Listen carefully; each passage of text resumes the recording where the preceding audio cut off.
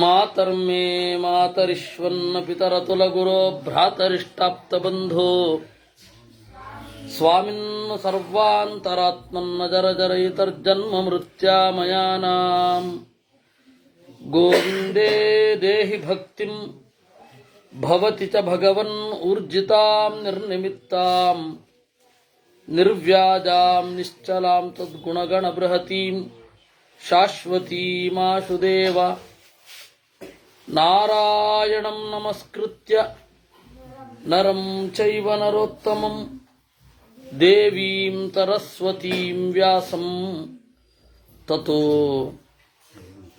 ಜಯಮುದೀರಯೇ ವಿಜಾನತಾಂ ಅವಿತ್ತಸ್ಯ ಮಧ್ವಸ್ಯ ಜಗತಿ ಗುರೋಃ ಪೂರ್ವಾಚಾರ್ಯಮಹಿಷ್ಠಾನಾಮಿಯಂ ಪ್ರಣತಿಮಾಲಿಕಾ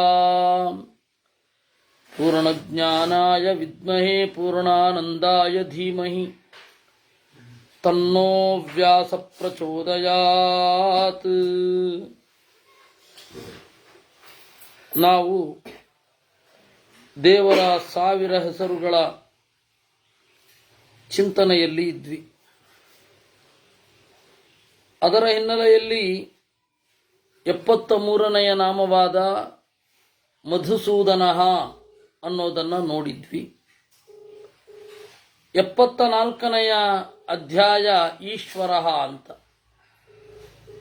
ಈ ಇಡೀ ಶ್ಲೋಕ ಹೀಗಿದೆ: ಈಶ್ವರೋ ವಿಕ್ರಮೀ ಧನ್ವಿ ಮೇಧಾವಿ ವಿಕ್ರಮಕ್ರಮಃ ಅನುತ್ತಮೋ ದುರಾಧರ್ಷಃ ಕೃತಜ್ಞ ಕೃತಿರಾತ್ಮವಾನ್ ಅಂತ. ಈಶ್ವರ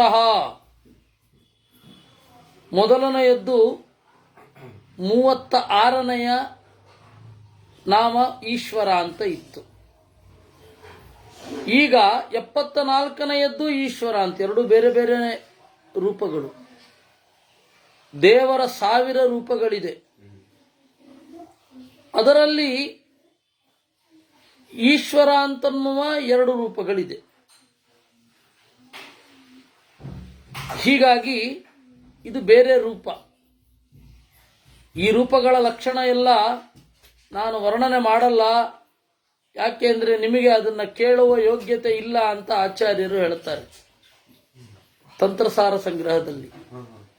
ಬೃಹತಿ ಸಹಸ್ರ ಸ್ಪರ್ಶಾನಾಂ ರುಚಾಂ ವಾಚ್ಯೋತ್ರ ಕೇಶವಃ. ನೀವು ಅಯೋಗ್ಯರಾದ್ದರಿಂದಾಗಿ ನಾನು ಅದನ್ನು ಹೆಚ್ಚು ವರ್ಣನೆ ಮಾಡೋಲ್ಲ ಅಂತಾರೆ. ಆದ್ದರಿಂದ ಈಶ್ವರ 2ನೆಯ ರೂಪ. ಈ ರೂಪ ಹೇಗಿದೆ ಗೊತ್ತಿಲ್ಲ ನಮಗೆ. ಈಗ ಇರೋದು ನಾಮದ ಚಿಂತನೆ, ದೇವರ ಗುಣಗಳ ಚಿಂತನೆ. ಈಂ ಅಂತಂದ್ರೆ ಲಕ್ಷ್ಮಿ. ಲಕ್ಷ್ಮಿಯನ್ನು ಶ್ವಯತಿ, ಲಕ್ಷ್ಮಿಯನ್ನ ಕುರಿತು ಸಾಗುತ್ತಾನೆ. ಅವಳನ್ನ ರಮಯತಿ, ಆನಂದಗೊಳಿಸುತ್ತಾನೆ. ಈಶ್ವರ. ಇನ್ನು ಈಂ ಅಂದ್ರೆ ಸಂಪತ್ತು, ಶಂ ಅಂದ್ರೆ ಸುಖ, ವಂ ಅಂದ್ರೆ ಜ್ಞಾನ. ಇವು 3 ಕೊಡ್ತಾನೆ. ಈಂ ಶಂ ವಂ ರಾತಿ ಈಶ್ವರ ಅಂತ. ಇನ್ನು ವಿಕ್ರಮೀ, 3 ಹೆಜ್ಜೆಗಳನ್ನಿಟ್ಟವ.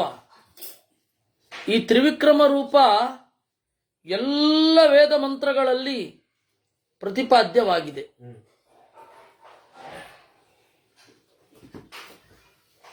ಆದ್ದರಿಂದ ವಿಕ್ರಮಿ ಅಂತಂದ್ರೆ 3 ವಿಶಿಷ್ಟವಾದ ಹೆಜ್ಜೆಗಳನ್ನು ಇಟ್ಟವ.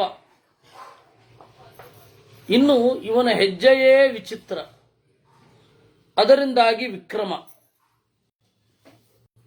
ಇನ್ನು ಕ್ರಮ,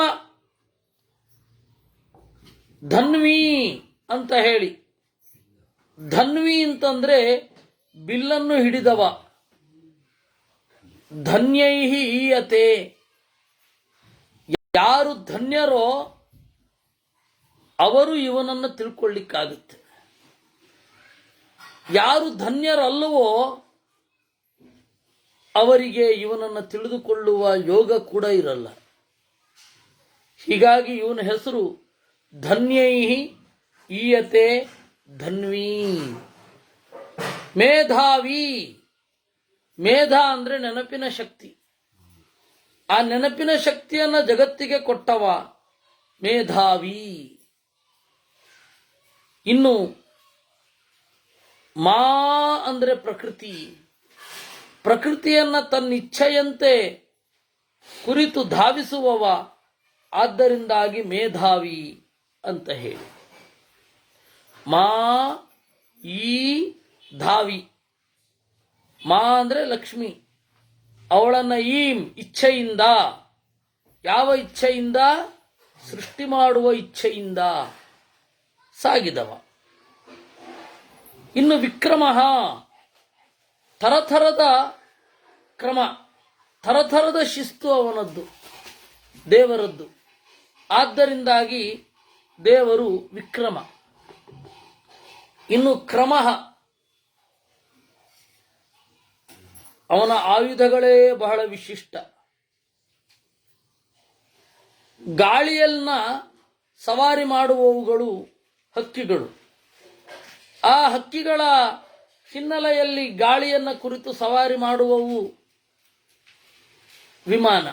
ಹಕ್ಕಿಗಳ ಒಂದು ಮಾಡೆಲ್ ಅನ್ನು ತೆಗೆದುಕೊಂಡು ಆ ರೀತಿ ದೇವರು ಏನೂ ಇಲ್ಲದೆ ಗಾಳಿಯ ಮೇಲೆ ಸಂಚಾರ ಮಾಡ್ತಾನೆ.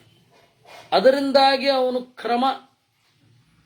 ಇನ್ನು ಅನುತ್ತಮ, ಅವನಿಗಿಂತ ಉತ್ತಮರಾದವರು ಇಲ್ಲವೇ ಇಲ್ಲ. ದುರಾಧರ್ಷಃ, ಅವನನ್ನು ಯಾರು ಕಂಟ್ರೋಲ್ ಮಾಡಲಿಕ್ಕಾಗಲ್ಲ, ಅವನನ್ನು ಡಾಮಿನೇಟ್ ಮಾಡಲಿಕ್ಕಾಗೋದಿಲ್ಲ. ಆದ್ದರಿಂದಾಗಿ ದುರಾಧರ್ಷಃ. ಕೃತಜ್ಞ, ಪ್ರತಿಯೊಬ್ಬರೂ ಮಾಡಿದ್ದನ್ನು ತಿಳಿದವ. ಕೃತಂ ಜಾನಾತಿ, ನಮಗೆ ಯಾರು ಏನೇನು ಮಾಡ್ತಾರೆ ಅದು ಗೊತ್ತೇ ಇರಲ್ಲ. ನಮ್ಮ ಶ್ರೇಯಸ್ಸಿಗೆ, ನಮ್ಮ ಏನೋ ಒಂದು ಒಳಿತಿಗೆ ಯಾರು ಕಾರಣರಾಗಿದ್ದಾರೆ ಅನ್ನೋದೇ ಗೊತ್ತಿಲ್ಲ ನಮಗೆ. ಆದ್ದರಿಂದಾಗಿ ನಾವು ಕೃತಜ್ಞರಲ್ಲ. ಕೃತಜ್ಞತೆ ಅನ್ನೋದು ಒಳ್ಳೆಯ ಗುಣ. ಕೃತಜ್ಞತೆ ಅನ್ನೋದು ಒಳ್ಳೆಯ ಗುಣ. ಅದಕ್ಕೂ ಅದೇ ಅರ್ಥ, ಮಾಡಿದ್ದನ್ನು ತಿಳಿಯಬೇಕು. ತಿಳಿಯಬೇಕು ಅಂದರೆ ತಿಳಿದಾಗ ಗೌರವಿಸಬೇಕು ಅಂತ ಅರ್ಥ. ದೇವರಿಗೆ ತಿಳಿದು ಗೌರವಿಸೋ ಅಗತ್ಯ ಇಲ್ಲ, ನೀವು ಕೃತಜ್ಞರಾಗಿರ್ಬೇಕು ಅಂತಾರೆ. ಕೃತಜ್ಞರಾಗಿರ್ಬೇಕು ಅಂದ್ರೇನು? ತಿಳಿದು ಗೌರವಿಸಬೇಕು. ದೇವರು, ತಂದೆ, ತಾಯಿ, ಗುರು ಇವರೆಲ್ಲ ನಮಗೆ ಏನನ್ನ ಕೊಟ್ಟಿದ್ದಾರೆ, ಅವರು ಮಾಡಿದ ಉಪಕಾರವನ್ನು ನೆನೆದು ಅವರನ್ನು ಗೌರವಿಸಬೇಕು. ಅದು ಕೃತಜ್ಞ. ದೇವರು ಮಾಡಿದ್ದನ್ನು ತಿಳಿದಿದ್ದಾನೆ, ಅದರಿಂದಾಗಿ ಕೃತಜ್ಞ. ಕೃತಿ, ದೇವರ ಕ್ರಿಯೆಗೂ ದೇವರಿಗೂ ಭೇದವಿಲ್ಲ. ಆದ್ದರಿಂದ ಕೃತಿ ಅಂದರೆ ಕ್ರಿಯೆ, ಕ್ರಿಯಾಸ್ವರೂಪ ಅಂತ. ಆತ್ಮವಾನ್ ಅಂತ. ಆತ್ಮ ಅಂತ ಹೇಳಿದ್ರೆ ಅವನಿಗೂ ಅವನ ಶರೀರಕ್ಕೂ ಭೇದ ಇಲ್ಲ, ಯಾವಾಗ ಬೇಕಾದರೂ ಆಗಿರಬಹುದು. ರಾಮನಾದಾಗ, ಕೃಷ್ಣನಾದಾಗ ಅವನು ಬೇರೆ ಶರೀರ ತರಲಿಲ್ಲ, ಬೇರೆ ಶರೀರ ಹೊಂದಲಿಲ್ಲ. ಅದು ದೇವರ ವೈಶಿಷ್ಟ್ಯ. ಆತ್ಮವಾನ್. ಹಾಗಾದ್ರೆ ಕೃಷ್ಣಾವತಾರ ಕಾಲದಲ್ಲಿ ಅರ್ಜುನ ಶರೀರವೊಂದನ್ನ ತಗೊಂಡೋಗಿ ಅಂತ್ಯ ಸಂಸ್ಕಾರ ಮಾಡಿದ್ದಾನಲ್ಲ? ಹೌದು, ದೇವರು ಸಂಕಲ್ಪಿಸಿದನಂತೆ. ನಾನು ಹುಟ್ಟುವಾಗ ಮೋಹವನ್ನು ತೋರಲಿಲ್ಲ, ಹುಟ್ಟುವಾಗ ಅಸಾಧಾರಣನಾಗಿ ಹುಟ್ಟಿದೆ. ಅವನು ಎಲ್ಲ ಕಿರೀಟ, ಕುಂಡಲ, ವಸ್ತ್ರ, ಚಕ್ರ, ಶಂಖ ಎಲ್ಲ ಇಟ್ಕೊಂಡು ಬಂದ. ಅದು ದೇವಕಿಯ ಹೊಟ್ಟೆ ಒಳಗಡೆಯಿಂದ ಸಾಧ್ಯವೇನದು? ಮಗು ಏನನ್ನಾದ್ರೂ ಇಟ್ಕೊಂಡ್ರೆ ತಾಯಿಗೆ ಎಷ್ಟು ಕಷ್ಟ ಆಗತ್ತೆ. ಕೂದಲು ಜಾಸ್ತಿ ಬೆಳೆದಿದ್ರೇನೇ ಕಷ್ಟ.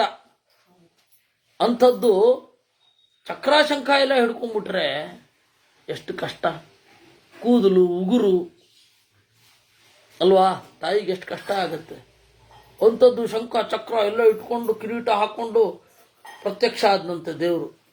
ಅದರಿಂದಾಗಿ ದೇವಕಿಯ ಮಗ ಅಲ್ಲ, ದೇವಕಿಯ ರಕ್ತಮಾಂಸಗಳಿಂದ ಉಂಟಾದ ಶರೀರ ಅಲ್ಲ ಅವನದ್ದು. ಸರಿ, ದೇವರು ಹೀಗೇ ಇದ್ಬಿಟ್ರೆ ಗತಿ ಏನು? ಅಜ್ಞಾನಿಗಳು ಅವ್ರಿಗೆ ವಾದಕ್ಕೊಂದು ನೆಲೆ ಬೇಕಲ್ಲ. ಇಲ್ಲ, ಕೃಷ್ಣನು ನಮ್ಮಂತೆ ಮನುಷ್ಯ ಅಂತನ್ಲಿಕ್ಕೆ. ಅದಕ್ಕೆ ಆ ಜರ ಅನ್ನುವ ವ್ಯಾಧ ಬೇಡ. ಹೊಡೆದ ಬಾಣ ಅಂಗಾಲಿಗೆ ತಾಗಿ ಅವನು ಹೋದಂತೆ ಆಗಿ ಸತ್ತಂತೆ ಆಗಿ, ಆಯ್ತೆ, ಸತ್ತಂತೆ ಆಗಿ ಆಮೇಲೆ ಏನಾಯ್ತು? ಹಾಗೆ ಸತ್ತಂತೆ ಆದಮೇಲೆ ಅವನೇನು ಮಾಡಿದ? ಆ ಶರೀರವನ್ನ ಸೃಷ್ಟಿ ಮಾಡಿ ಕಣ್ಮರೆಯಾದ. ಜನರಿಗೆ ಇವತ್ತಿಗೂ ಗೊತ್ತಿಲ್ಲ, ವಾದ ಮಾಡ್ತಾರೆ. ಇದನ್ನ ನಾವು ಎಕ್ಸ್ಪ್ಲೈನ್ ಮಾಡಲಿಕ್ಕೂ ಆಗಲ್ಲ. ಕನ್ಯಾಕುಮಾರಿಯಲ್ಲಿ ಒಬ್ಬ ಪಾಪ ಒಳ್ಳೆಯವನು, ಅವನು ಇದೇ ಪ್ರಶ್ನೆ ಕೇಳ್ತಾ ಇದ್ದ. ನೀವು ಕೃಷ್ಣನನ್ನ ದೇವರು ಅಂತೀರಾ, ಅವನ ಶರೀರಕ್ಕೆ ಇದು ಕಾಲಿಗೆ ಬಾಣ ಚುಚ್ಚಿಕೊಂಡು ಸತ್ತೋಗ್ತಾನೆ, ಅವಾಗ ಹೇಗಾಗತ್ತೆ ಇದು ಅಂತ. ನನಗವಾಗ ಎಕ್ಸ್ಪ್ಲೈನ್ ಮಾಡೋ ಶಕ್ತಿಯೇ ಬರಲಿಲ್ಲ, ಎಕ್ಸ್ಪ್ಲೈನ್ ಮಾಡಲಿಕ್ಕೆ ಆಗಲಿಲ್ಲ. ಅದೊಂದು ದೇವರ ಮಾಯಿ. ಯಾವ ಮನುಷ್ಯನು ಬೆರಳು ಹೋಗೋದ್ರಿಂದ ಜೀವ ಹೋಗಲ್ಲ, ಅದೇ ಇದು ಕಾಲು ಚುಚ್ಚೋದ್ರಿಂದ ಜೀವ ಹೋಗೋದಿಲ್ಲ. ಇದೇ ಒಂದು ಮೋಹನ. ಇರಲಿ, ಅದೊಂದು ಕ್ರಮ. ಏನೇನೋ ಕಥೆಗಳು. ದ್ರೌಪದಿ ಎಣ್ಣೆ ನೀವ್ತಾ ಇದ್ಲಂತೆ. ಕೃಷ್ಣ, ನಿನಗೆ ಕಾಲಿಗೆ ನೋವಾಗ್ತಾ ಇದೆ, ನಾನು ಸೇವೆ ಮಾಡ್ತೇನೆ ಅಂತ ಎಣ್ಣೆ ನೀವ್ತಾ ಅಂಗಾಲಿಗೆ ಬಂದಾಗ, ಬೇಡ, ಅಲ್ಲಿ ನನ್ನ ಪ್ರಾಣ ಇದೆ ಎಂದಂತೆ. ಹೀಗೆ ಏನೇನೇನೇನೋ ಕಥೆಗಳು, ಏನೇನೋ ಕಥೆಗಳು. ಆ ತರದ ಕಥೆಗಳು ಎಷ್ಟಿದೆ ಅಂತಂದ್ರೆ ಅದನ್ನು ಗುಡ್ಡೆ ಹಾಕಿದ್ರೆ ಮಹಾಭಾರತದ 2 ಪಟ್ಟಾಗೋಗುತ್ತೆ. ಅದರಿಂದ ಹೇಳಿದ್ರು, ದೇವರಿಗೂ ದೇವರ ಶರೀರಕ್ಕೂ ಭೇದವಿಲ್ಲ. ದೇವರ ಶರೀರ ದೇವರ ಸ್ವರೂಪ ಎರಡೂ ಒಂದೇ, ಆತ್ಮವಾನ್. ಇನ್ನು ಅಂತರ್ಯಾಮಿಯನ್ನ ಆತ್ಮವಾನ್ ಅಂತ ಕರೀತಾರೆ, ಹೃದಯದಲ್ಲಿರುವವನನ್ನು ಆತ್ಮವಾನ್ ಅಂತ ಕರೀತಾರೆ. ಹೀಗೆ ನಾವು 22ನೆಯ ಶ್ಲೋಕದಲ್ಲಿ 84 ಪರಮಾತ್ಮನ ರೂಪಗಳನ್ನು ಚಿಂತನೆ ಮಾಡಿದೆವು. ರೂಪ ಚಿಂತನೆ ಮಾಡೋ ಯೋಗ್ಯತೆ ನಮ್ದಲ್ಲ, ಗುಣ. ಸುರೇಶ ಶರಣಂ ಶರ್ಮ ವಿಶ್ವರೇತಾ ಪ್ರಜಾಭವ ಅಹಃ ಸಂವತ್ಸರೋ ವ್ಯಾಳ ಪ್ರತ್ಯಯ ಸರ್ವದರ್ಶನ. 85ನೆಯ ನಾಮ ಸುರೇಶ. ದೇವತೆಗಳಿಗೆ ಸುರ ಅಂತ ಯಾಕೆ ಹೆಸರು? ಆನಂದ ಇರುತ್ತೆ ಅವರಿಗೆ. ಸುಷ್ಠು ರಮಂತೆ ಇತಿ ಸುರಾಹ. ಅಸುರರು ಅಂದ್ರೆ ಗೊತ್ತಾಯ್ತಾ? ಆ ಆನಂದಕ್ಕೆ ವಿರೋಧಿಗಳಾಗಿರುವವರು. ಮತ್ತು ಅವರು ಹೊಂದಬೇಕಾದದ್ದೇನು? ದುಃಖವನ್ನೇ. ಯಾಕಂದ್ರೆ ದೇವರನ್ನು ದ್ವೇಷ ಮಾಡ್ತಾರೆ. ದೇವರು ಆನಂದ ರೂಪ. ಆನಂದ ರೂಪನನ್ನ ದ್ವೇಷ ಮಾಡಿದ್ರೆ ಉಲ್ಟಾನೇ ಹೋಗಬೇಕು ಅಲ್ವೇ? ಆದ್ದರಿಂದಾಗಿ ಸುರಾಹ ಅಂತಂದ್ರೆ ದೇವತೆಗಳು. ಯಾಕೆ ಅಂದ್ರೆ ದೇವ ಅಂದ್ರೆ ಬೆಳಕು, ಬೆಳಕನ್ನು ಹೊಂದಿರುವವರು. ಆ ಬೆಳಕು ಇರೋದಕ್ಕೆ ಅವರು ಸುರರು, ಆನಂದವನ್ನು ಹೊಂದಿರುವವರು. ಅಂತಹ ಆನಂದವನ್ನು ಹೊಂದಲು ಯೋಗ್ಯರಾಗಿರುವವರಿಗೆಲ್ಲ ಈಶ, ಸುರೇಶ. ಇನ್ನು ಶರಣಂ, ಶರಣ ಅಂತಂದ್ರೆ ನಮ್ಮೆಲ್ಲರ ಮನೆ. ಇನ್ನು ರಣ ಅಂದ್ರೆ ಶಬ್ದ. ಸಂಸ್ಕೃತದಲ್ಲಿ ರಣ ಅಂದ್ರೆ ಶಬ್ದ. ದೇವರು ಹೊರಡಿಸುವ ಶಬ್ದ ಶಂ ಆನಂದ ಉಂಟು ಮಾಡುತ್ತೆ. ಆದ್ದರಿಂದಾಗಿ ದೇವರು ಶರಣ. ಮೇವ ಮರತವು ಗೋವುಗಳೆಲ್ಲವೂ ಸಾವಧಾನದಿ ಹರಿದಳು ಯಮುನೆ. ದೇವರು ಕೊಳಲನ್ನು ನುಡಿಸ್ತಾ ಇರುವಾಗ ಹಸುಗಳೆಲ್ಲ ಮೇವನ್ನ ಬಾಯಲ್ಲಿ ಹಾಕಿಕೊಂಡವುಗಳು ತಟಸ್ಥವಾಗಿ ನಿಂತು ನೋಡ್ತಾ ಇದ್ವಂತೆ. ಅದಕ್ಕೆ ಮೇವ ಮರತವು ಗೋವುಗಳೆಲ್ಲವೂ. ಸಾವಧಾನದೆ ಹರಿದಳು ಯಮುನೆ. ನಾನೊಂದು ವೇಗವಾದ ತಾಳದಲ್ಲಿ ಸಾಗೋದು, ದೇವರ ಕೊಳಲಿಗೆ ಆ ಶ್ರುತಿ ಸೆಟ್ಟಾಗದೆ ಇರೋದು ಹಾಗಾಗಬಾರದು ಅಂತ ಹೇಳಿ ಯಮುನಾ ಅಭಿಮಾನಿನಿ ದೇವತೆ ಆ ಕೊಳಲಿನ ನಾದಕ್ಕೆ ತಕ್ಕ ತಾಳದಲ್ಲಿ ಹರಿದಳಂತೆ. ಅದರಿಂದಾಗಿ ಶಂ ಆನಂದವನ್ನು ಉಂಟು ಮಾಡುವ ರಣ, ಶಬ್ದ ಇರುವವ ಶರಣ. ಅದಕ್ಕೆ ಸುಮ್ಮನೆ ಎಲ್ಲ ಹೇಳಿದ್ದು, ಶಿಶುರುವೇತ್ತಿ ಪಶುರುವೇತ್ತಿ ವೇತ್ತಿ ಗಾನ ರಸಂ ಫಣಿ ಅಂತ. ಶಿಶುವಿಗೂ ಹಾಡು ಗೊತ್ತು. ಮೊದಲು ಶಿಶುವಿಗೆ ನಾವು ಆನಂದ ಕೊಡೋದು ಯಾವುದರಿಂದ? ನಾದದಿಂದ, ಹಾಡಿನಿಂದ. ಅದಕ್ಕೆ ಗದ್ಯವನ್ನು ಓದಿಸಿದ್ರೆ ಅರ್ಥ ಆಗತ್ತೇನು? ಅದರಿಂದಾಗಿ ಶಿಶುರುವೇತ್ತಿ ಪಶುರುವೇತ್ತಿ, ಪಶುವಿಗೂ ಗೊತ್ತಾಗತ್ತೆ. ವೇತ್ತಿ ಗಾನರಸಂ ಫಣಿ. ಫಣಿ ಹೇಳಿದರೆ ಹಾವು, ಹಾವಿಗೂ ಗೊತ್ತು ಅಂತ, ಅಂದ್ರೆ ಎಲ್ಲರಿಗೂ ಗೊತ್ತು. ಅಂಥದ್ದು ದೇವರೇ ಹಾಡ್ಲಿಕ್ಕೆ ಶುರು ಮಾಡಿದ್ರೆ ಇನ್ನೇನು. ಅದಕ್ಕೆ ಶರಣಂ ಅಂದ್ರು. ಶರ್ಮ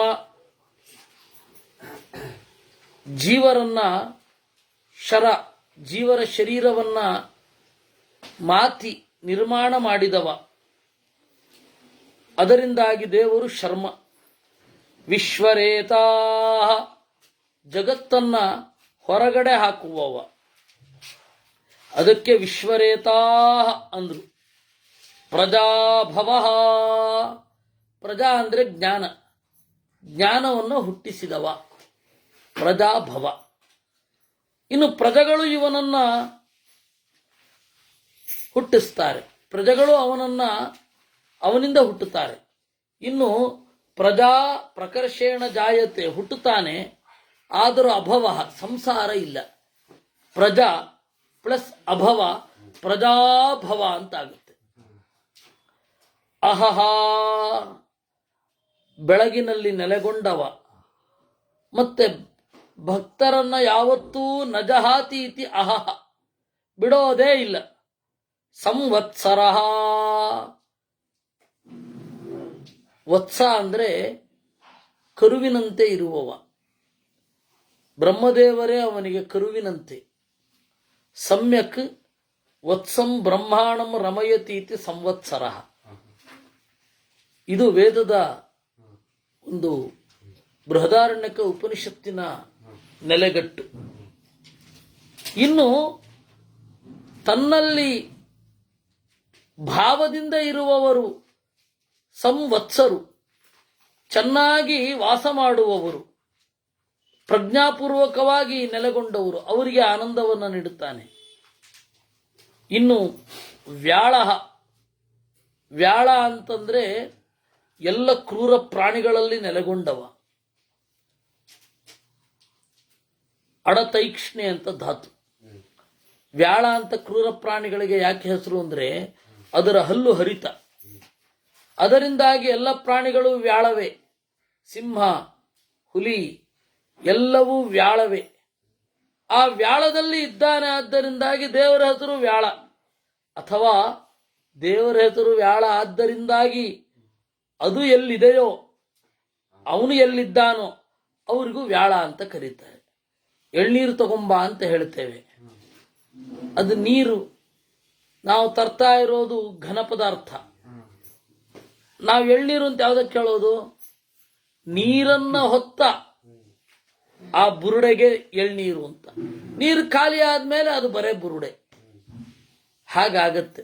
ಅದೇ ರೀತಿ ವ್ಯಾಳ ಅನ್ನುವ ಹೆಸರು ಇರುವ ದೇವರು ಈ ಪ್ರಾಣಿಗಳ ಒಳಗಡೆ ಇದ್ದಾನೆ, ವಿಶೇಷವಾಗಿ ಹಾಗೆ ಅಭಿವ್ಯಕ್ತನಿದ್ದಾನೆ. ಆದ್ದರಿಂದಾಗಿ ಅವನು ವ್ಯಾಳ. ಅಹಸ್ಸಂವತ್ಸರೋ ವ್ಯಾಳ ಪ್ರತ್ಯಯ, ವೇದಗಳಲ್ಲಿ ತೋರುತ್ತಾನೆ. ಪ್ರತೀಯತೆ, ಪ್ರತ್ಯೇಕವಾಗಿ ತಿಳಿಯಲ್ಪಡ್ತಾನೆ. ಆದ್ದರಿಂದ ಪ್ರತ್ಯಯ. ಪ್ರತಿ ಅಯ ಇನ್ನೊಂದು ಅರ್ಥ. ಪ್ರತ್ಯೇಕವಾಗಿ ಶುಭವನ್ನು ಉಂಟು ಮಾಡುತ್ತೇನೆ. ಅಯಶುಭಾವಹೋ ವಿಧಿ ಅಂತ. ಸರ್ವದರ್ಶನ, ಎಲ್ಲರಿಗೂ ಕಣ್ಣು ಕೊಡುವವ. ಸರ್ವದರ್ಶನ, ಎಲ್ಲರ ಮೂಲಕ ನೋಡುವವ. ಆದ್ದರಿಂದಾಗಿ ಅವನು ಸರ್ವದರ್ಶನ. ಇಲ್ಲಿಗೆ 94 ನಾಮಗಳಾದವು. ಇನ್ನು 95ನೆಯದ್ದನ್ನ ಶುರು ಆಗುವ ನಾಮ, ಆ ಇಡೀ ಒಂದು ಶ್ಲೋಕವನ್ನು ನೋಡಿದರೆ ಅಜಸ್ಸರ್ವೇಶ್ವರ ಸಿದ್ಧ ಸಿದ್ಧಿ ಸರ್ವಾದಿರಚ್ಯುತ ವೃಷಾ ಕಪಿರಮೇಯಾತ್ಮ ಸರ್ವಯೋಗ ವಿನಿಸೃತ ಅಂತ. ಅಜಹ, ಎಂದೂ ಹುಟ್ಟದವ.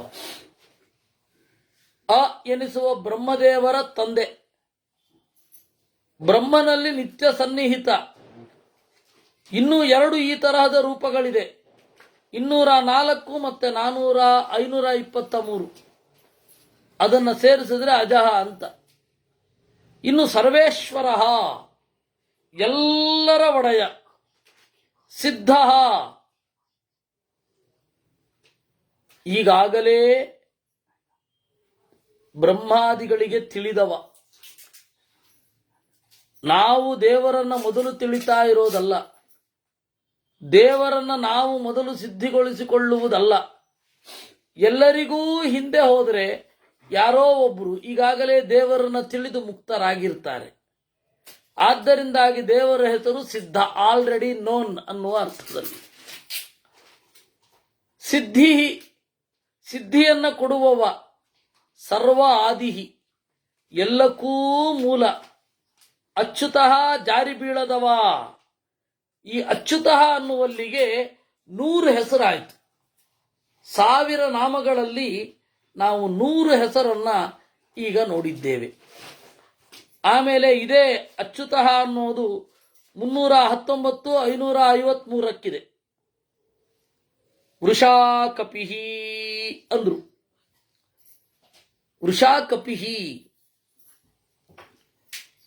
ಬೇಡಿದ್ದನ್ನ ಮಡಗೆರೆಯುತ್ತಾನೆ, ಅದರಿಂದಾಗಿ ವೃಷಾ. ಕ ಅಂದ್ರೆ ನೀರು, ನೀರಿನಿಂದ ನಮ್ಮನ್ನ ರಕ್ಷಿಸುವವ ಕಪಿ. ಪ್ರಳಯದಲ್ಲಿಯೂ ಕೂಡ ಜೀವರನ್ನು ರಕ್ಷಿಸುವವ. ಮನ್ವಂತರ ಪ್ರಳಯದಲ್ಲಿ ರಕ್ಷಿಸಿದವ. ಅದರಿಂದ ದೇವರ ಹೆಸರು ವೃಷಾ ಕಪಿಹಿ ಅಂತ. ಆಮೇಲೆ ಅಮೇಯಾತ್ಮ,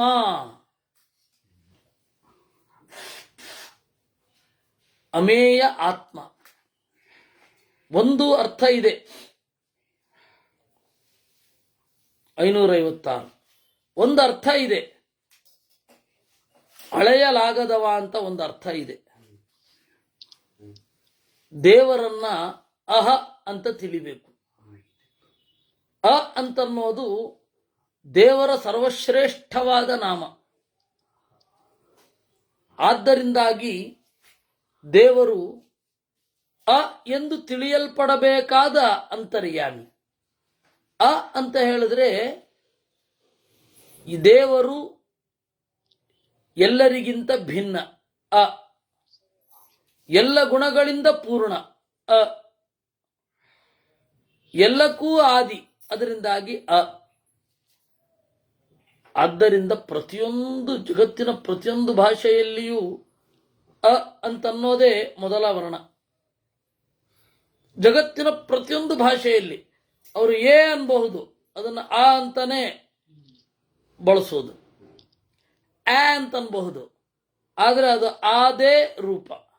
ಆಬ್ಸೆಂಟ್, ಆಪಲ್ ಅಂತ, ಆ ಅಂತ ಅಕಾರ ಯಕಾರಗಳನ್ನು ಸೇರಿಸಿ ಬೇಕಾದ್ರೆ ಹೇಳಬಹುದು, ಆದರೆ ಆರಂಭದ ವರ್ಣ ಆನೆ. ಆದ್ದರಿಂದ ಅ ಎಂದು ಮೇಯ, ತಿಳಿಯಲೇಬೇಕಾದ ಆತ್ಮ ಅಂತರ್ಯಾಮಿ ಅಮೇಯಾತ್ಮ. ಸರ್ವಯೋಗ ವಿನಿಸೃತ. ಯೋಗ ಅಂದ್ರೆ ಸಂಬಂಧ, ಯಾವ ಸಂಬಂಧವನ್ನು ಇಟ್ಟುಕೊಳ್ಳದವ. ಯಾವ ಸಂಬಂಧ ದೇವರಿಗೆ?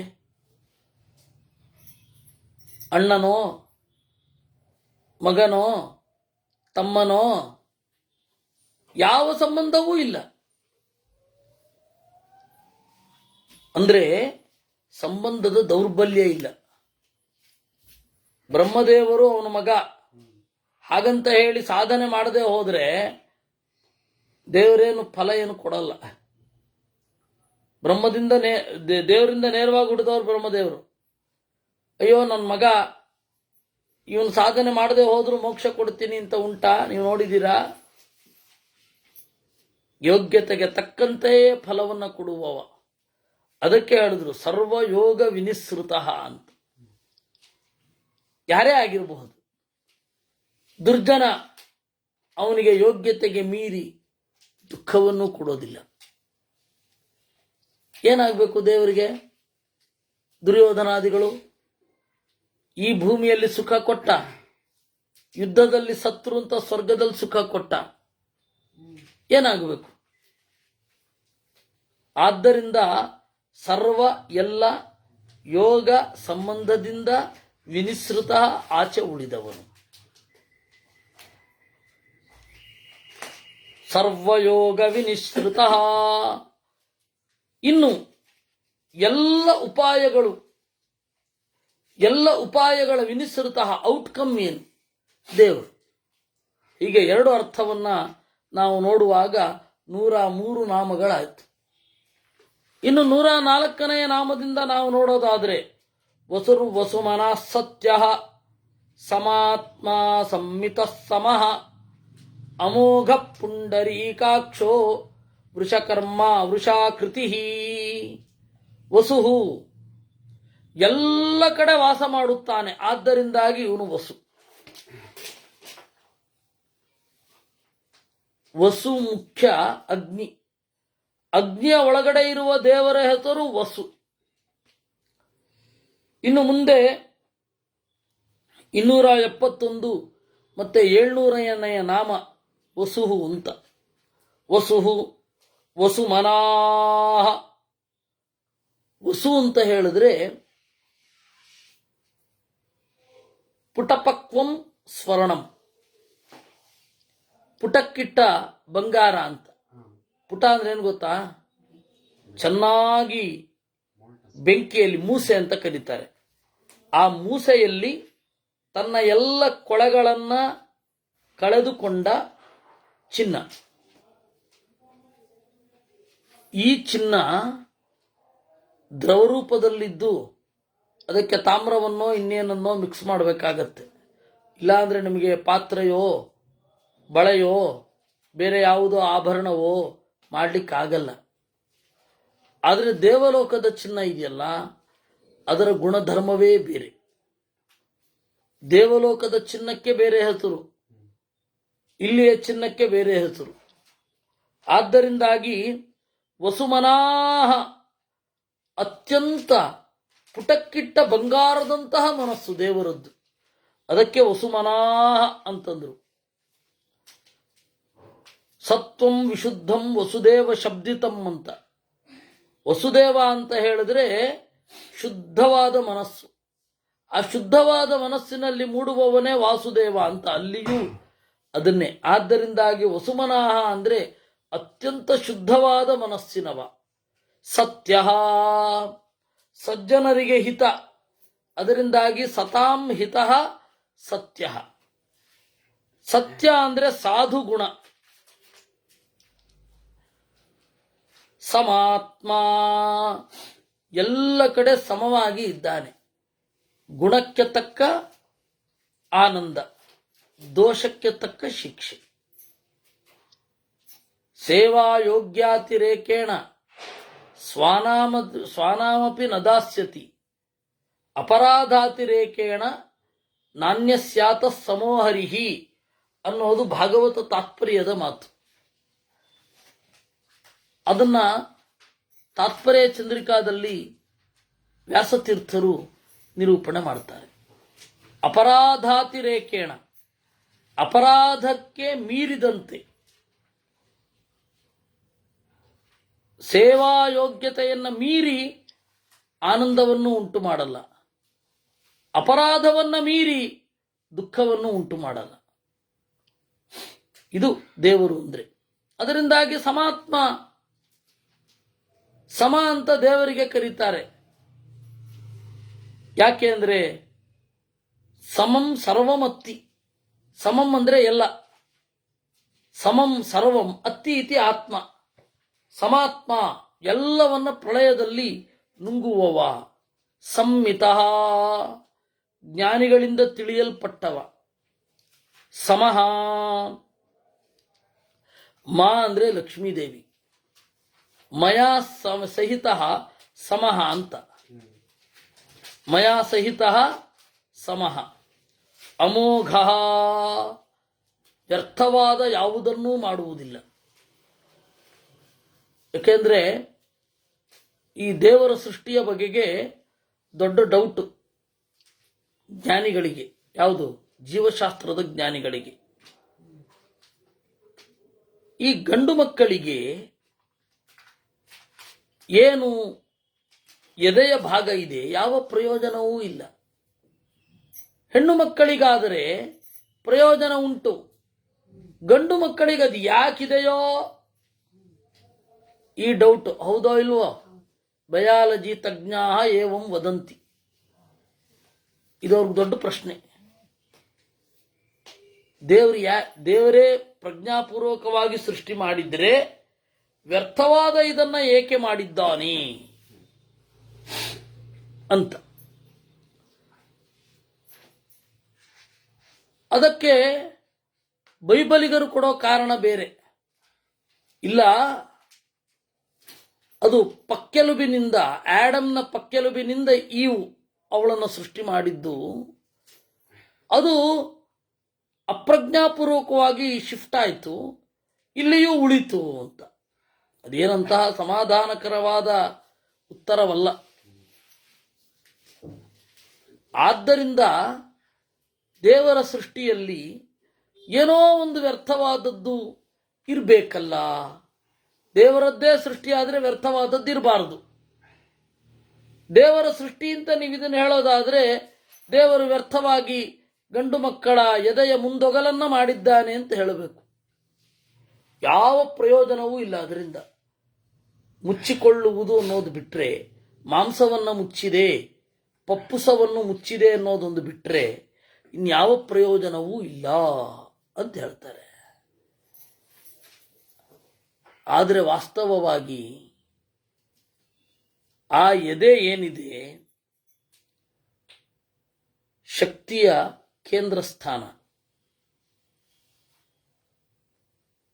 ನಮಗೆ ಹೃದಯ ಗೊತ್ತಾಗೋದು ಸ್ಪಷ್ಟ ಬೈಫರ್ಕೇಶನ್ ಇದೆ, ಗಡಿಯದು.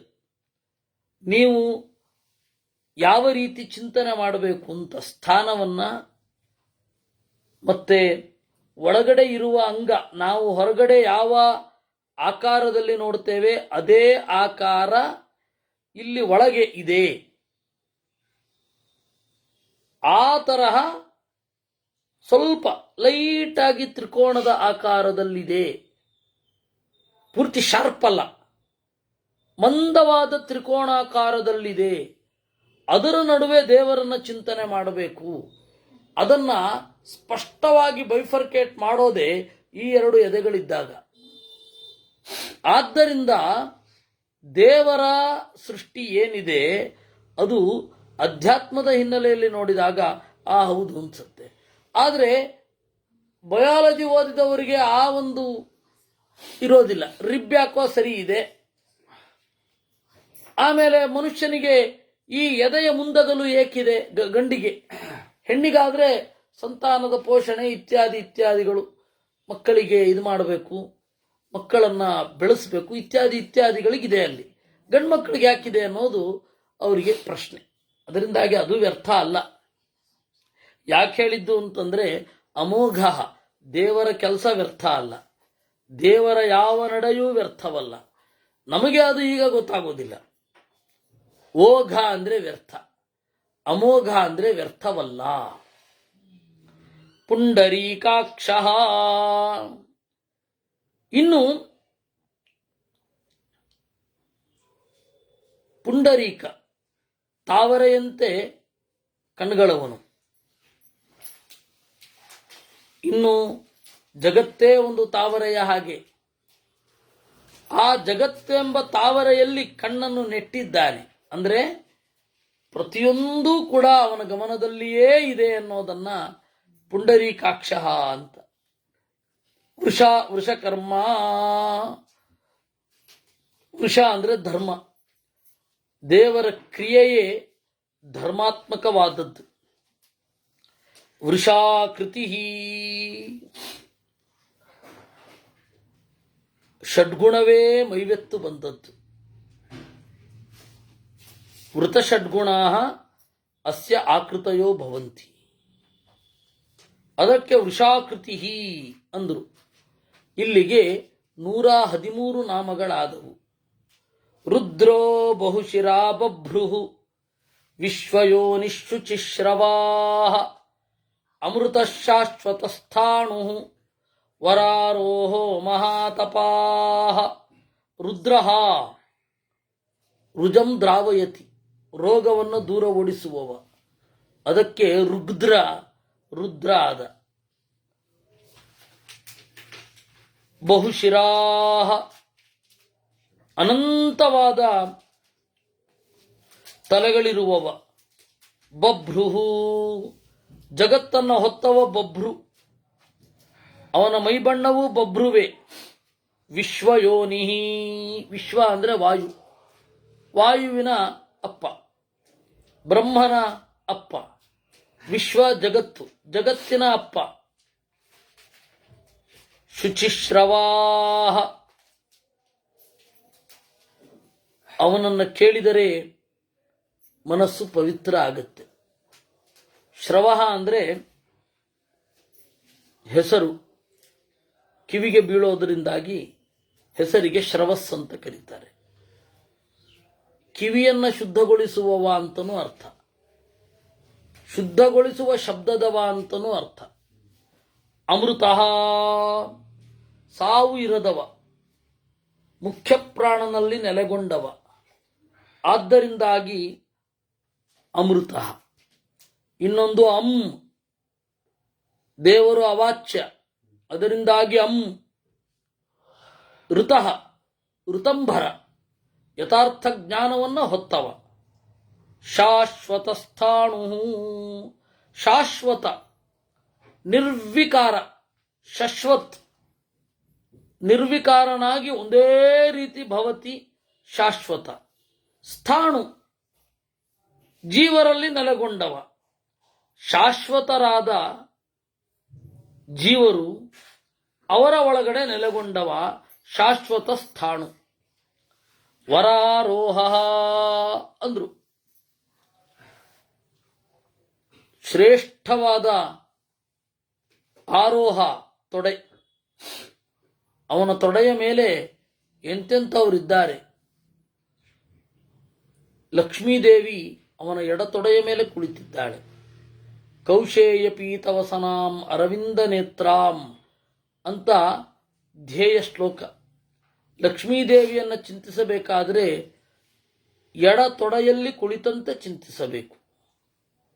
ಇನ್ನು ಬ್ರಹ್ಮದೇವರನ್ನ ಮತ್ತೆ ಮುಖ್ಯ ಪ್ರಾಣನನ್ನು ಚಿಂತಿಸುವಾಗ ದೇವರ ಬಲತೊಡೆಯಲ್ಲಿ ಕುಳಿತಂತೆ ಚಿಂತಿಸಬೇಕು. ಅವರ ತೊಡೆಯಲ್ಲಿ ಸರಸ್ವತಿ ಮತ್ತು ಭಾರತಿ. ಯಾರು? ಬ್ರಹ್ಮದೇವ. ಹಾಗೂ ಈ ರೀತಿ ಶ್ರೇಷ್ಠವಾದ ಆರೋಹ ತೊಡೆಯನ್ನ ಹೊಂದಿರುವವ. ಎಲ್ಲ ದೇವತೆಗಳನ್ನು, ದೇವತಾ ಸ್ತ್ರೀಯರನ್ನ ಗಂಡಂದಿರ ಜೊತೆಗೆ ಚಿಂತನೆ ಮಾಡಬೇಕು.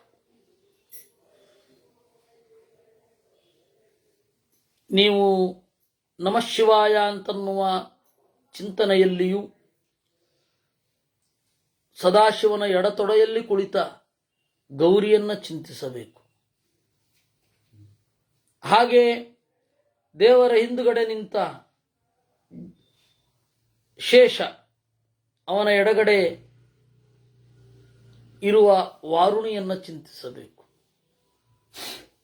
ಗರುಡನನ್ನು ಚಿಂತಿಸಬೇಕಾದರೆ ದೇವರ ಮುಂದೆ ಚಿಂತಿಸಬೇಕು, ಅವನ ಜೊತೆಗೆ ಸುಪರ್ಣಿ ಇರುವಂತೆ ಚಿಂತಿಸಬೇಕು.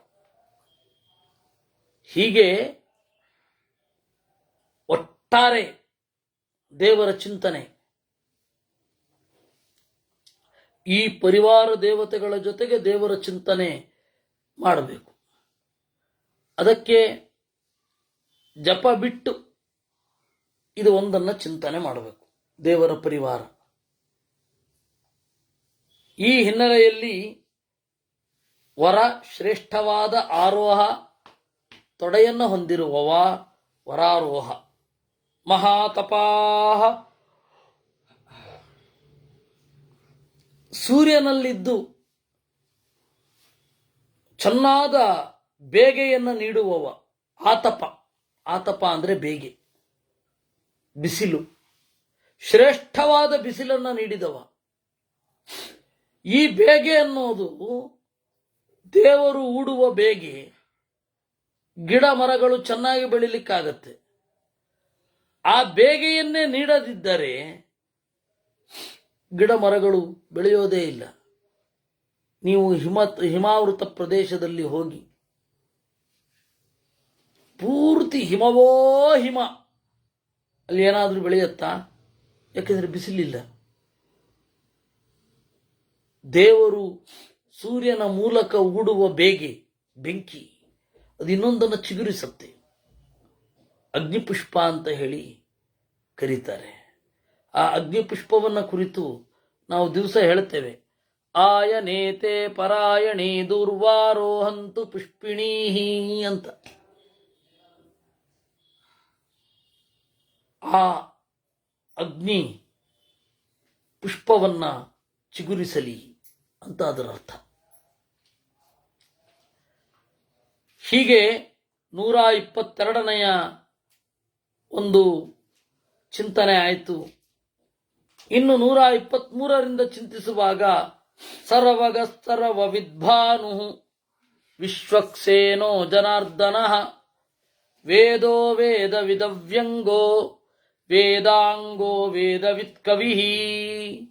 ಸರ್ವಗ, ಎಲ್ಲೆಡೆಯೂ ಇರುವವ, ಎಲ್ಲರಲ್ಲಿಯೂ ಇರುವವ. ಇನ್ನು ದೇವರ ಹೆಸರು ಸರ್ವವಿದ್ಭಾನು, ಎಲ್ಲವನ್ನ ತಿಳಿದು ಹೊಳೆಯುವವ. ಸರ್ವವಿದ್ವಾನ್, ಸರ್ವವಿತ್ ಭಾನು. ವಿಶ್ವ ಇಲ್ಲ, ಅದು ಒಂದೇ ಪದ. ಅಂದ್ರೆ ಏನಾಗಿದೆ, ಇದು ಒಂದು ಹೇಳಬೇಕು. ವಿಷ್ಣು ಸಹಸ್ರನಾಮದಲ್ಲಿ ಎಷ್ಟಿದೆ? 1000 ಅಂದ್ರೆ 1000 ಮಾತ್ರ ಅಲ್ಲ, ಸಾವಿರಾರು ಅಂತ ಹೇಳಿ 1250 ತನಕ ಸ್ಟ್ರೆಚ್ ಆಗೋಗುತ್ತೆ ಉಳಿದವ್ರದ್ದು. ಅದಕ್ಕೆ ಗುರುಗಳೇನು ಮಾಡಿದ್ರು, ಇಲ್ಲ ಆ ತರಹ ಅಲ್ಲ ಇದು. ಯಾಕೆ ಅಂದ್ರೆ ನೀವು ನಂತರ ಕೊಟ್ಟ ಲೆಕ್ಕವನ್ನು ನೋಡಿದಾಗ 1000 ಅಂತ ಪರ್ಟಿಕ್ಯುಲರ್, ಅದು ಸ್ಪೆಸಿಫಿಕ್ ಆಗಿ 1000. ಯಾಕೆಂದ್ರೆ ನಿಮ್ಗೆಲ್ಲ ಗೊತ್ತಲ್ಲ, ಅದನ್ನೇನು ಹೇಳ್ಬೇಕಾಗಿಲ್ಲ, ಗುರುಗಳೆಲ್ಲ ಹೇಳ್ಬಿಟ್ಟಿದ್ದಾರೆ. 72,000 ನಾಡಿಗಳು, ಅದು 36 ಇದು 1000 ಬೃಹತಿಯಲ್ಲಿ 36 ವ್ಯಂಜನಗಳು, ಆಮೇಲೆ 36 ಸ್ವರಗಳು, ಅದೆರಡರ ಯೋಗ, ದೇವರ ಸ್ತ್ರೀ ರೂಪ ಪುರುಷ ರೂಪ, ರಾತ್ರಿಯನ್ನ ಅಭಿಮಾನಿಸುವ ರೂಪ, ಬೆಳಗನ್ನ ಅಭಿಮಾನಿಸುವ ರೂಪ. ದಿವಸ ಒಂದಕ್ಕೆ 100 ವರ್ಷಕ್ಕೆ 72,000 ದಿವಸಗಳಾಗತ್ತೆ. ಈ ಲೆಕ್ಕ ಎಲ್ಲ ನಾವು ನೋಡ್ತಾ ಬಂದಾಗ ಇದು 1000 ನಾಮ ಆಗಬೇಕು. ಅದರಿಂದಾಗಿ 1000 ಆಗುವಾಗ ಈ ರೀತಿ ಸರ್ವವಿದ್ಭಾನು ಅನ್ನೋದು ಒಂದು, ಆ ರೀತಿ ಮಾಡಿದ್ದಾರೆ. ವಿಶ್ವಕ್ಸೇನಃ, ಸುತ್ತಲೂ ಅವನ ಸೇನೆ ಇದೆ. ಅದರಿಂದಾಗಿ ವಿಶ್ವಕ್ಸೇನ, ಸುತ್ತಲೂ ಇರುವ ಸೇನೆಯವ. ಜನಾರ್ದನ, ದುಷ್ಟರನ್ನು ಅರ್ಧಯತಿ, ಮರ್ದಿಸುತ್ತಾನೆ. ಕೆಲವರು ಅದ್ಯಾಕೋ ಜನಾರ್ದನ ಅಂತನ್ನುವಾಗ ಮಹಾಪ್ರಾಣ ಹೇಳ್ಬಿಡ್ತಾರೆ. ಹೌದು, ಜನಾರ್ದನ ಅಲ್ಲ, ಇಂಗ್ಲಿಷಿನಲ್ಲ, ಕನ್ನಡದಲ್ಲಿ ಬರಿಬೇಕಾದ್ರೂ ಇಂಗ್ಲಿಶಿನ ಗಂಧ ಗಾಳಿ ಇಲ್ಲದೆ ಹೋದ್ರು ಆ ಧಕಾರವನ್ನ ಮಹಾಪ್ರಾಣವಾಗಿ ಹೇಳಿ ಜನಾರ್ದನ ಅಂತಾರೆ. ಅದಕ್ಕೆ ಅರ್ಥವೇ ಇಲ್ಲ. ಎಲ್ಲಿ ನೋಡಿದ್ರು ಹಿಂಸೆ ಆಗತ್ತೆ. ಲಕ್ಷ್ಮೀ ಜನಾರ್ದನ ಅಯ್ಯಂಗಾರ್ ಬೇಕರಿ ಅಂತ ಹಾಕಿರ್ತಾರೆ. ಹಿಂಸೆ ಆಗೋಗುತ್ತೆ. ಆ ಹೆಸರು ನೋಡಿಯೇ ಯಪ್ಪ ಏನಿದು ಎಷ್ಟು ಭೀಕರವಾಗಿ ಉಚ್ಚಾರ ಮಾಡ್ತಾರೆ, ಇನ್ನು ಆಹಾರ ಹೇಗಿರುತ್ತೋ ಅನ್ನಿಸ್ಬಿಡುತ್ತೆ. ಜನಾರ್ದನ ಸರ್ವವಿದ್ ಭಾನು ಸರ್ವಂ ವಿದನ್ ಸರ್ವವಿತ್ ಎಲ್ಲವನ್ನೂ ತಿಳಿದವ, ಭಾನು ಹೊಳೆಯುವವ, ಎಲ್ಲವನ್ನೂ ತಿಳಿದವನಾಗಿ ಹೊಳೆಯುವವ ಅಂದ್ರೆ ತಿಳಿದಿದ್ದಾನೆಂದು ಗೊತ್ತಾಗತ್ತೆ ಅಂತ. ಜನಾರ್ದನ ದುಷ್ಟ ಜನರನ್ನ ಮರ್ದಿಸಿದವ ಜನಾರ್ದನ. ಅದಕ್ಕೆ ದೇವರನ್ನೇ ಮರ್ದಿಸ್ಬಿಡೋದು ಅಂತ ಅವ್ರಿಗೆ ಜನಾರ್ದನ ಅಂತ ಹೇಳೋ ಮೂಲಕ. ಜನಾರ್ದನ ವೇದ ಎಲ್ಲವನ್ನೂ ಬಲ್ಲವ, ಎಲ್ಲವನ್ನೂ ತಿಳಿಸುವವ. ಅದರಿಂದಾಗಿ ವೇದ ವೇದವಿತ್ ಅನಂತ ವೇದವನ್ನ ಹೊಂದಿದವ. ಆದ್ದರಿಂದಾಗಿ ವೇದವಿತ್. ಅವ್ಯಂಗ ವಿ ಅಂಗ ಅಂಗಹೀನ ಅಂತ, ಅಂಗವಿಕಲ. ಕನ್ನಡದಲ್ಲಿ ಅಂಗವಿಕಲ ಅಂತ ಬಳಸ್ತಾ ಇದ್ರು. ಅಂಗವಿಕಲ ಅಂದ್ರೆ ಏನು? ಆ ಅಂಗ ಇಲ್ಲ. ಕುರುಡ ಅಂತ ಹೇಳ್ತಾ ಇದ್ರು, ಕಿವುಡ ಅಂತ ಹೇಳ್ತಾ ಇದ್ರು. ಕಿವಿ ಇಲ್ಲದವ, ಕಣ್ಣು ಇರದವ, ಕಾಣದವ. ಅದರಲ್ಲೇನು ಬೈಗುಳ ಏನಿರಲಿಲ್ಲ. ಇವರೇನ್ ಮಾಡಿದ್ರು, ಪೇಪರ್ನವರು ಅಲ್ಲ, ಸ್ಪೆಷಲಿ ಏಬಲ್ಡ್, ಅದು ಇಂಗ್ಲಿಷ್ ಪೇಪರ್. ಅದನ್ನ ನೋಡಿ ವಿಕಲಚೇತನ ಅಂತ. ಚೇತನ ಅಂದ್ರೆ ಸ್ವರೂಪಭೂತವಾದ ಮನಸ್ಸು, ಅದೇ ಇಲ್ಲ ಅಂತ. ದೇಹಕ್ಕಿರೋದನ್ನ ಆತ್ಮಕ್ಕೆ ಅನ್ವಯಿಸಿ ನಾವು ಗೌರವ ಕೊಡ್ತಾ ಇದೀವಿ ಅಂತ ಭ್ರಮೆ. ನೇತ್ರ ವಿಕಲ ಚೇತನ ಅಂತ. ಏನು ದೇವರಿಗೆ ಸ್ವರೂಪದಲ್ಲೇ ಇದೆ. ಕುರುಡರು ಅವ್ರಿಗೆ ದೇಹದಲ್ಲಿ ಮಾತ್ರ ಅಲ್ಲ ಅಂತ.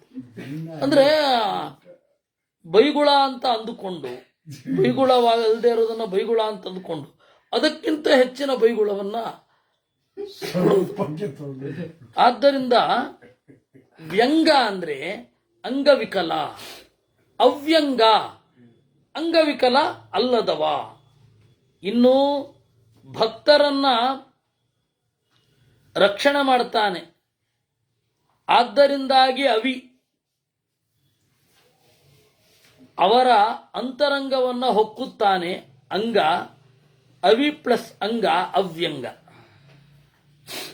ಇನ್ನು ಅವಿ ರಕ್ಷಿಸುವ ದೇವತೆಗಳು, ಅವರನ್ನ ಕುರಿತು ಸಹಾಯಕ್ಕೆ ಧಾವಿಸುತ್ತಾನೆ.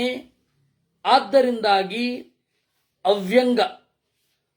ಅವೀನ್ ಅಂಗತಿ, ಅವಿ ಅಂಗ ಅವ್ಯಂಗ ಅಂತ. ಅಗಿಗತವು ಅಂತ ಧಾತು. ವೇದಾಂಗ ವೇದ ಅವನ ಅಸಿಸ್ಟೆಂಟ್.